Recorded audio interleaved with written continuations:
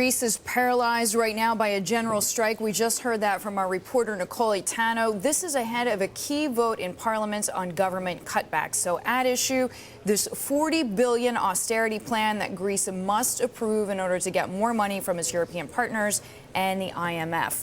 Our next guest says Greek default seems inevitable, departure from the euro likely, but those scenarios aren't all that bad. Economist Roger Bootle joins us now. He is the founder and managing director of Capital Economics. He is credited with forecasting many major events, the real estate bubble, effects of the credit crunch, among others. He's joining us now from London. Roger, thanks for being with us this morning. You say a Greek default is inevitable and a departure from the euro is likely. About the departure, on a scale of 1 to 10, just how likely is that scenario? I don't think it's quite inevitable, but I think on a scale of 1 to 10, it's something like 7 or 8. So it's a pretty high probability. What would be, I think so. What are the unintended consequences then of Greece leaving the euro union? Well, I think leaving the euro is a good thing for Greece because it could make Greece competitive. At least that gives it a chance of getting out of the complete mess that it's in now. And default on its own, quite frankly, will not be enough. Now, the interesting question, I think, is how Greece then does outside the euro. A lot of people think that the biggest danger is that Greece does very badly. I think, actually, the interesting prospect, anyway, is if Greece does very well. That's to say she actually does make progress, having defaulted and come out of the euro. And the reason that's interesting and potentially dangerous for the other Eurozone countries is then I think the market's attention turns to the other weaker countries and they say, look, Greece has managed to get out of this mess by coming out, and therefore they put pressure on the other weaker countries to come out too. So, Roger, before we get to this idea of precedent, why do you think that Greece would do well even after a default? I mean, growth in the country has come to a standstill. Yeah, Greece is in a terrible mess.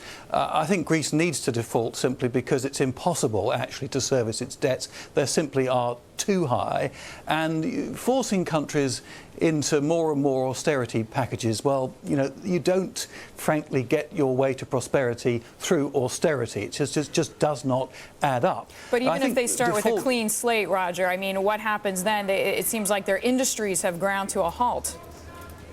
Oh yes, I don't think that default on its own delivers salvation for Greece. That's really my point. The Greek economy needs to become more competitive and it needs to reform. But you can't get an economy going overnight just through reform. The advantage of coming out of the euro, of devaluing the exchange rate, is you do become actually more competitive overnight. You can drop your currency 30, 40, 50%. And on that basis, you'll see more people going to Greece on holiday. You'll even see the beginning of some Greek exports. In some ways, you're using the Argentinian argument and the fact that it took them 10 years to recover, but arguably Argentina is a much stronger country than it was before it defaulted. I want to get back to what you said, though, about this idea of precedent and also of contagion. I mean, looking at Monday's market, Portugal, Ireland's bond prices falling, Italy's as well. What is the most likely scenario? Just how risky is this problem of contagion? Oh, I think it's really very risky indeed.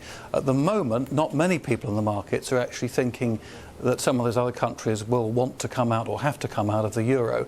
They've started to think that actually about Greece. If you go back a year, you know, virtually no one was saying it, even about Greece. This is, I think, the key thing. Now, I mean, if Greece were to come out and it were to be a complete and utter disaster, that's different. Then I think domestically in those other vulnerable countries, there's enormous efforts made to keep those countries in, and the markets will observe that and think, well, there's no way these countries can survive easily outside the euro. If Greece does better, doing well is a different question, but doing better than it's doing now, then I think domestically in those countries it becomes very difficult for government leaders to insist to their people, look, you've got to have decades of depression and deflation and austerity.